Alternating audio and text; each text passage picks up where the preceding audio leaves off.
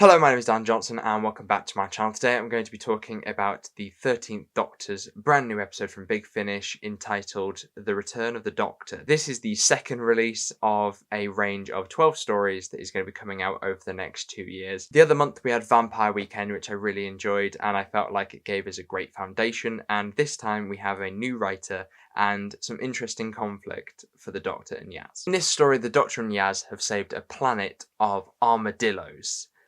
I'm not sure why they are armadillos, but it is a big day for fans of armadillos. The story starts with a resolution and then they go forward 10 years to the planet in a very different state than they left it. There is a voice of doubt inside of Yaz's head and the Doctor has to confront why she keeps forcing herself to move on. It's really nice to see a new writer in the form of Rory Thomas Howells, who I think has a really good grasp of who the 13th Doctor and Yaz are. They're able to explore their conflict a little bit that happens during this story, more on that later, but they also understand the 13th Doctor's sense of humour, and once again I can imagine Jodie Whittaker running around and doing very silly stuff if this was part of the actual show itself in terms of a filmed episode. They're also able to give us some really nice supporting characters that have their own personal stories that are organically introduced to the episode. The villain of the episode, called the Whisper, is a really interesting villain because it is our inner monologue, essentially, giving us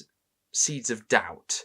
And I think many people can relate to the idea of something in the back of your mind kind of going, you know, they don't like you, you're being too loud, you're being annoying, etc. And then taking that to the 9th degree and making it so that it kind of becomes like a bloodlust is something I quite like. I do feel like the idea of this could have been used in a slightly different way, and I think that would have made it more effective. I can't say there's any shocks of who is under the control of it. I also think that it would have been lovely to have seen a moment where there is a twist, where a character such as Yaz is talking to the Doctor and saying how she feels about her running away, not telling her things, not sharing things, and for the Doctor to write this off as being the Whisper, but in fact it is just Yaz herself. I also think that the main conflict of this story is hindered by the fact that it is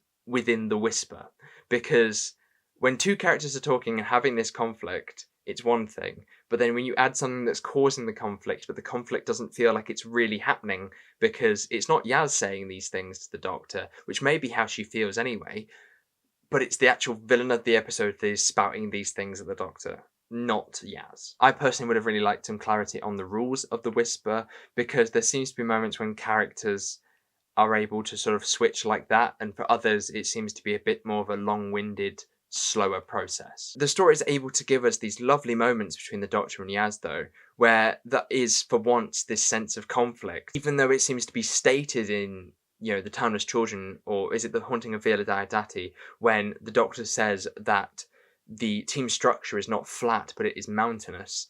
I like that we're actually seeing that, because in her whole run, her arguments with her companions didn't really materialise. They weren't arguments or debates, they were just kind of being instructed to you. The 13th Doctor's moral compass is really strange. I can't think of any particular examples, but you know, there's the spiders that the Doctor leaves to die, and then she has moments of compassion and moments of just rage and destruction. In the writing of some of her episodes, that sort of switching between, you know, a saint and a devil seems to be like bad writing, but in this, they're able to distinguish a little bit more, and you understand why the Doctor can be so light, but also be so dark.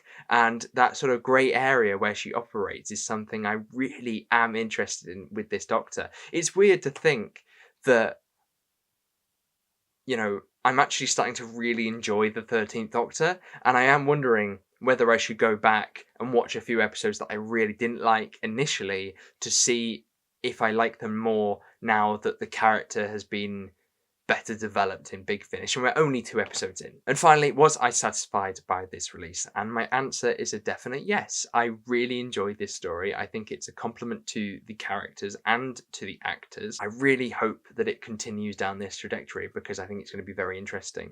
The ending of this story shows that element of growth, and I hope that it continues. So thank you very much for watching. Hopefully you did enjoy this video. If you did, make sure you give a like, subscribe. If you're new, please go and check out my other Big Finish reviews. I tend to do about 2 releases every month. I am going to be very late doing the Sacha Dhawan Master box set later this month because I'm away, ironically, on the day that it's coming out, but I hope to get it out the following week. But until next time, thank you very much for watching, and I shall see you soon.